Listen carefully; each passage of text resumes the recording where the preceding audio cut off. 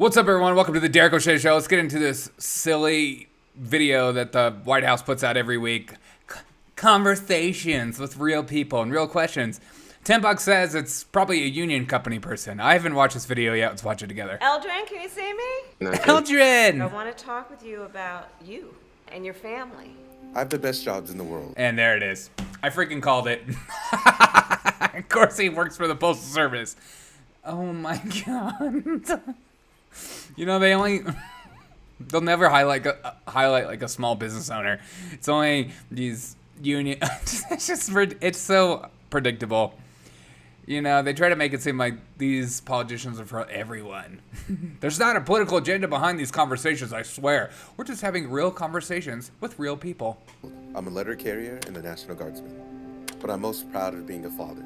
My wife and I work full time, so when COVID forced our daughter's daycare to close, we had to make a choice. Your daycare closed. Who would stay home and take care of her? My wife's a frontline nurse. That's a so tough choice. Frontline nurse.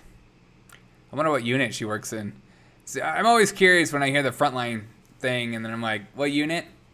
It's like surgery. Like, it's never like ICU or ER. It's always something else. I'd stay home on daddy duty. That was possible only because I had paid leave.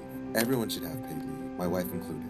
Everyone. Well, if you work at a government job. I told her that. And today, I told the Vice President of the United States that too.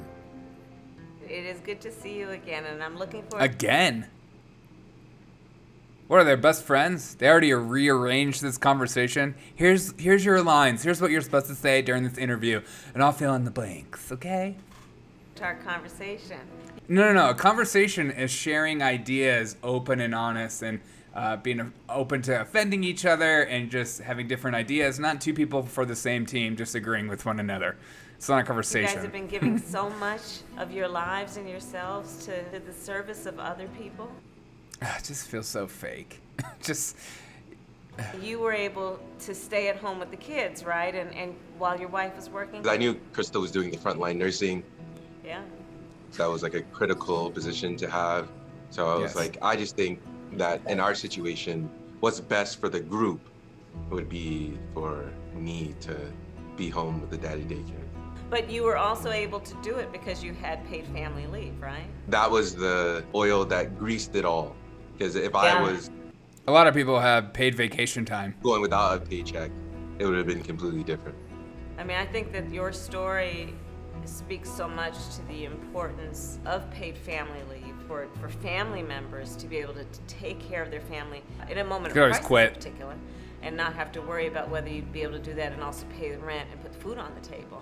You love your kids and you never really want them.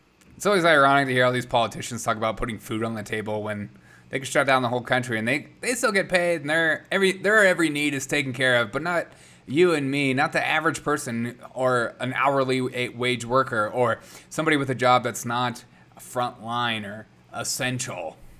Them to think that you can't afford something, so you just kind of you'll do it if you can. We are also investing in what we call investing.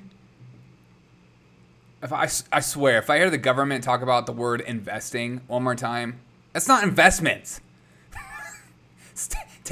Stealing someone else's, using someone else's money they're forcibly giving to you and for you to put into agencies and not investing. All in what I call human infrastructure. Human infrastructure.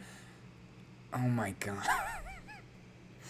Oh, the Democratic talking points. I just want to throw up. Human infrastructure is about caregivers. It's about you. It's about me. It's about all of us together, unified as one. And our caregiving economy, and making economy, affordable childcare, that we have accessible childcare, and you are a perfect example of why that is necessary. Because he was talking about the preschool shutting down because of COVID. How can it be accessible if no one is willing to work?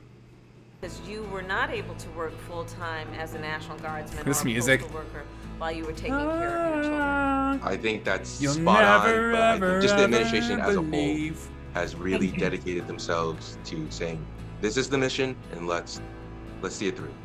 Ew. Oh. How is that a conversation? That's a good give and take.